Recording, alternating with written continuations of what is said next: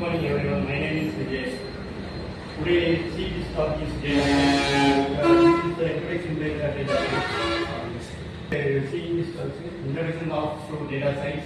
So data science is a multidisciplinary. So multidisciplinary அப்படின்னா என்னன்னு பார்த்தீங்கன்னா data science வந்து பல்வேறு துறைகளில் வந்து ஒர்க் பண்ணிட்டு இருக்கு. So data science is a field that is used for data and statistics. So statistics and data இந்த மாதிரி இடத்துல வந்து data science வந்து ரொம்ப யூஸ் பண்றாங்க. So programming useful inside and help the make decision. So program குள்ள வந்து data science வந்து ஈஸியா வந்து இன்சர்ட் பண்ணிக்கவோ அதுல இருந்து நம்ம வந்து எடிட் பண்ண இந்த மாதிரி வந்து ஈஸியா பண்ணிக்கலாம். அண்ட் இது வந்து எதுக்கு வந்து யூஸ் ஆகும்னா ஒரு முடிவு எடுக்க நம்ம ஏதாவது ஒரு இது மாட்டிட்டோம்னா டபுள்மெண்ட் ஆகும். ஸோ அந்த மாதிரி நேரத்தில் வந்து ஈஸி டு மேக் டிசிஷன் இருக்கு இது வந்து யூஸ் ஆகும்.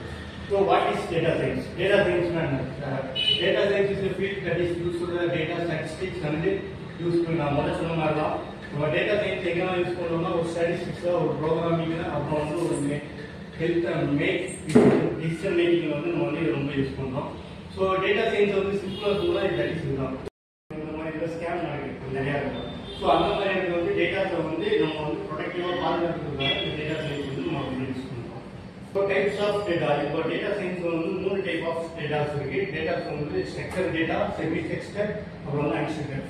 இப்போ வந்து ஸ்ட்ரக்சர் டேட்டானா ஒன்றும் இல்லை, இந்த மாதிரி ஒரு பாக்ஸ் நம்ம கண்ணு பார்க்கும்போது ஒரு வந்து சேஃபாவோ ஒரு சாலிடாவோ தெரியுறது வந்து ஸ்ட்ரக்சரல் டேட்டா. அப்புறம் வந்து செமி ஸ்ட்ரக்சர் அப்படிங்கிறது வந்து இந்த மாதிரி பாரியா இருக்கிறது வந்து செமி ஸ்ட்ரக்சர் டேட்டாவாக சொல்லணும்.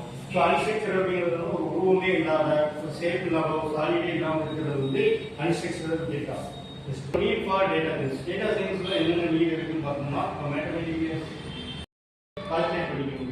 ஸோ பேங்க் ஃப்ராட் டேட்டா இது ஆல்ரெடி சொன்ன மாதிரி தான். இப்போ நீங்கள் ஒரு ஏடிஎம்காக 1000 ஃபோன் பண்ணி 14 டிஜிட் நம்பர் ஏடிஎம் கார்டு இந்த மாதிரி ஃப்ராட் நடக்கிறது நம்ம டேட்டா வச்சு ஈஸியாக வந்து ரெக்கார்ட் பண்ணிக்கலாம். இப்போ அமௌண்ட் வந்து உங்களுக்கே தெரியாமல் இப்போ 5000 2000 வந்து பிடிச்சிட்டாங்க, எப்படி பிடிச்சது தெரியல அப்படின்னு நம்ம இந்த டேட்டாஸ் வச்சு எப்படியாவது கலெக்ட் பண்ணி நம்ம சர்ச் பண்ணி எடுத்துக்கலாம்.